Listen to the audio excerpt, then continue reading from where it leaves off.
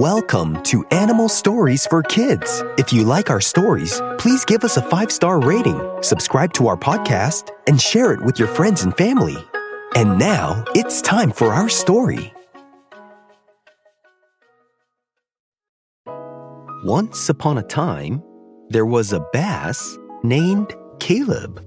Caleb the bass lived in the quiet, muddy bayou waters, where he would watch the cypress trees lean over the water, the dragonflies dance over the lily pads, and where there was life all around. Caleb the bass loved mornings.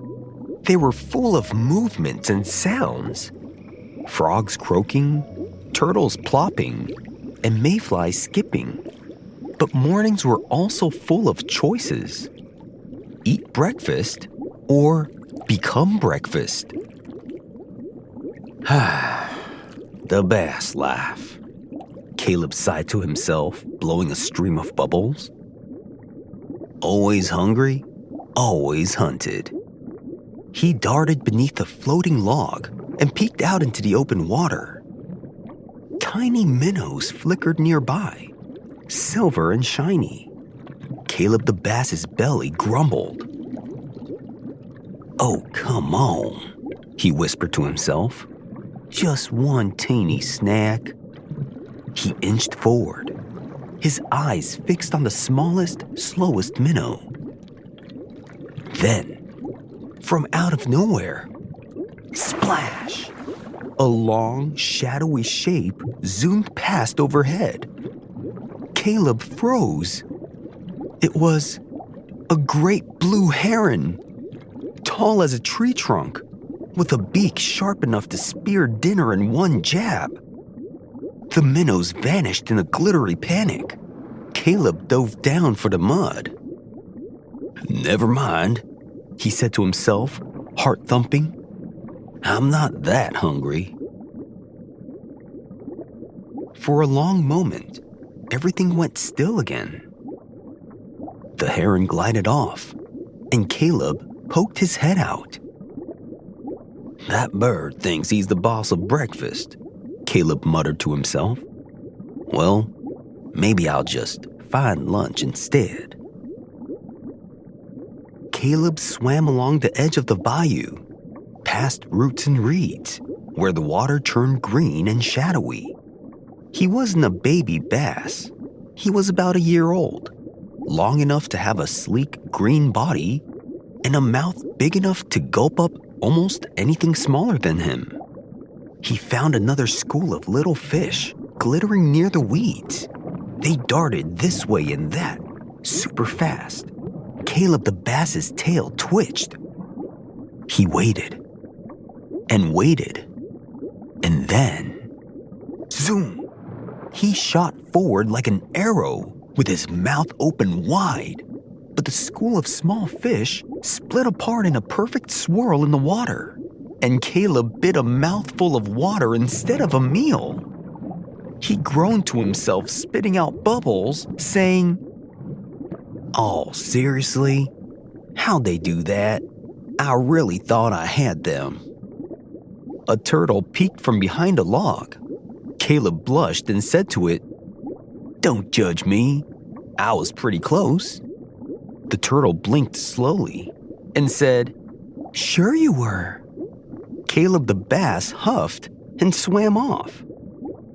He might be a predator, sure, but that didn't mean hunting was easy.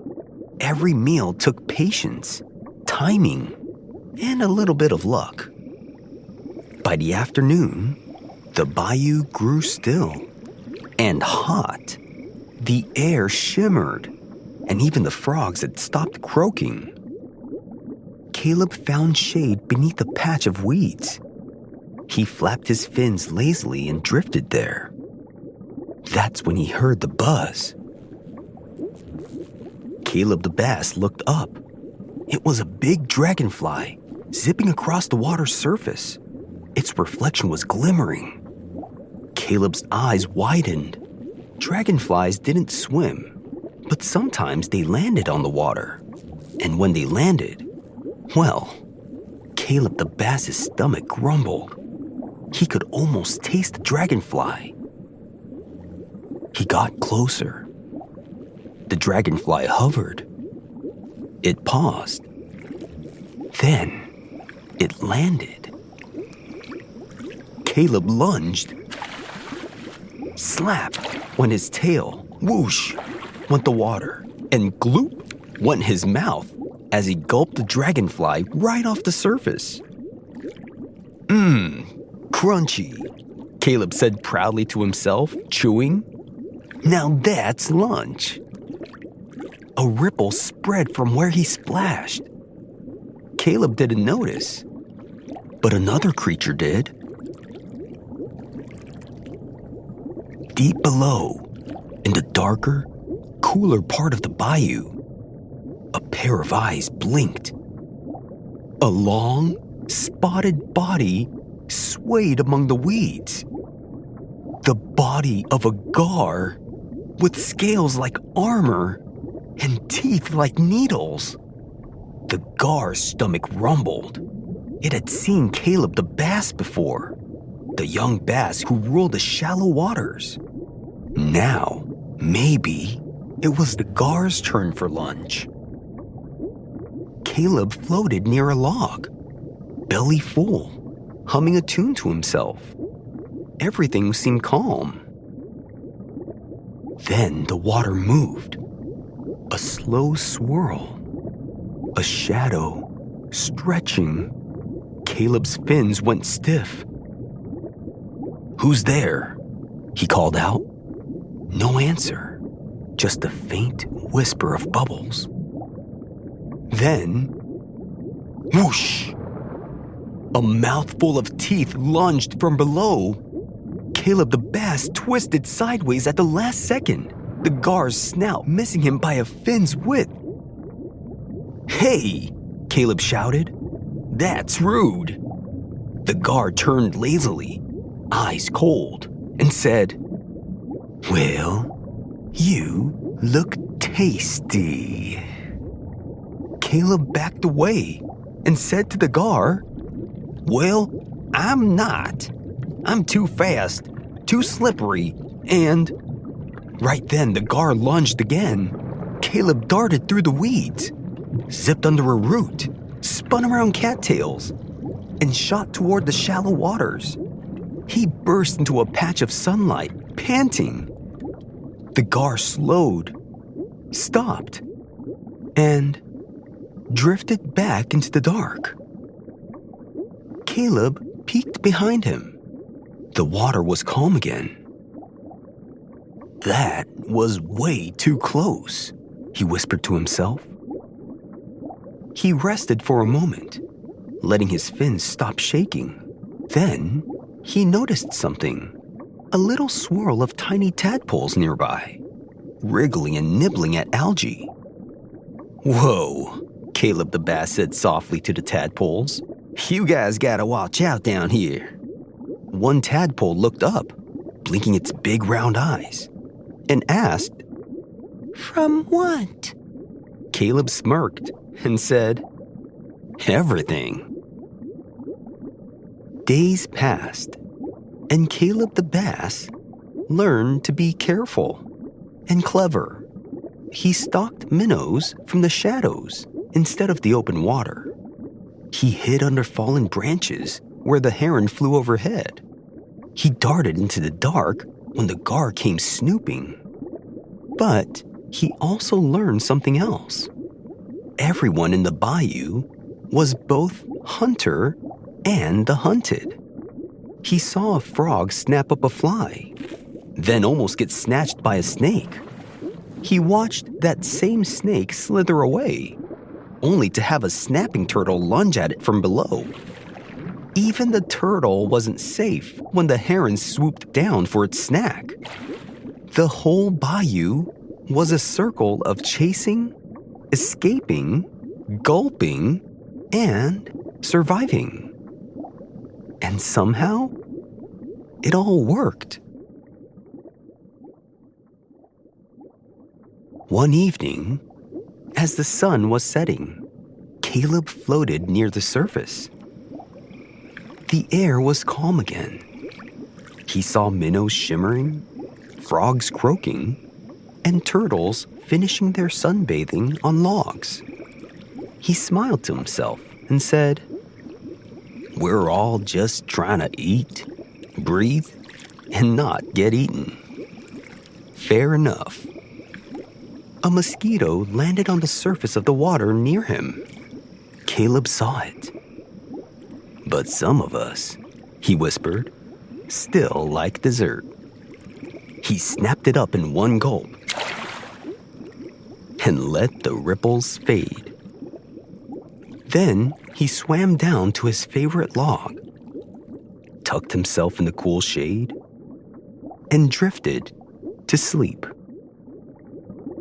And somewhere far away, the heron dreamed of fish, the gar dreamed of frogs, and Caleb drifted quietly in the dark, smiling in his sleep and hoping tomorrow's breakfast wouldn't chase him first. And the bass lived happily ever after. The end.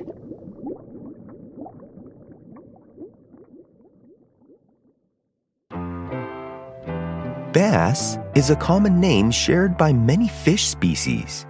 Because many different fish get called bass, they don't all belong to the same family. For one big group of freshwater bass, you'll hear the scientific name Micropterus salmoides for the largemouth bass. But since we're talking about bass in general, we'll mention a few different scientific names. Understanding the different types of bass helps people protect habitats and the animals that live there. Here are some different types of bass species from all over the world. The largemouth bass, or the Micropterus salmoides, which is a very common freshwater bass with a big mouth. The smallmouth bass, the Micropterus dolomieu, a freshwater bass that likes clearer and rocky waters. The spotted bass, Micropterus punctulatus, another freshwater bass with spots and a smaller mouth instead of a large mouth. The striped bass, or Morinus saxatilis, which is a true bass that can live in saltwater and freshwater. And there's also the white bass, or Moroni chrysops, which is a silver freshwater bass with stripes. Many bass live in freshwater, which are lakes, ponds, rivers, bayous with vegetation and places to hide. Some bass live in saltwater or brackish water, or move between fresh and salt water. They often like areas with plants, logs, rocks, or other underwater cover, or places where they can hide and then surprise prey. Bass have big mouths. Many bass have wide mouths, which help them eat big prey. Bass come in many colors. Some are greenish, brownish, silver, or have stripes or spots depending on the species. Some bass are small, and some grow quite large, depending on the species and environment. Bass are predators, and they are also prey, so they are part of both sides of the food chain. Bass may eat smaller fish, insects, crustaceans, tadpoles, frogs, and other small animals. They use hiding and ambush tactics, which they wait and cover, then dart out to catch their prey. Because bass are prey too, they have to watch out for bigger predators like birds, larger fish, and other larger animals. Bass make babies or spawn in areas where the water is warm and comfortable for them. Some bass are solitary or live in small groups. Others may form schools or large groups, depending on the species. Many bass are active hunters, which make them a very interesting fish. Some bass are popular with people who like to fish because they fight hard and grow big. They also help keep freshwater or marine ecosystems balanced because they're a prey and they're a predator. Have you seen a real-life bass before? If you have, where did you see it?